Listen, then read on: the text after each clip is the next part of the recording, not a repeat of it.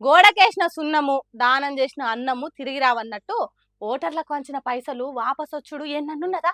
Torch light వేసి మార్చి మార్చి చూసిన కనబడది ఏ చరిత్రల. కానీ కొందరు లీడర్లు క్యాడర్లు పైసలు ఇచ్చిన ఓటర్ల ఇండ్ల చుట్టూ తిరుగుతున్నారట.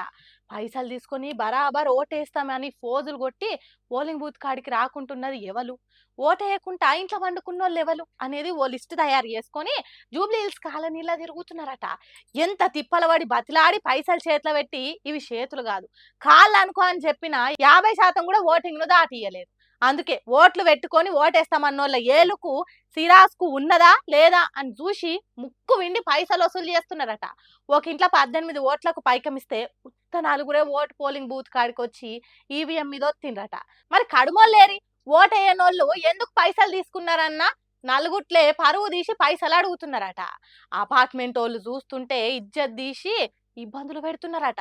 అట్లా చేసేటోళ్ళు ఏ పార్టోళ్ళు అనేది మనకు తెలియదు కానీ కాంగ్రెస్ పార్టోళ్ళు ఎక్కువ పైసలు వంచిండ్రు, వాళ్ళే చేస్తున్నారు కావచ్చు అని కొందరు కొమ్మెక్కి కూస్తున్నారు.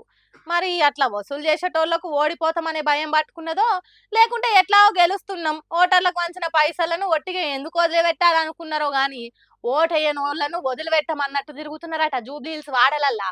ఏందో ఏమో గిసొంటి లీడర్లను ఇంకెక్కడ చూడం కావచ్చు కదా.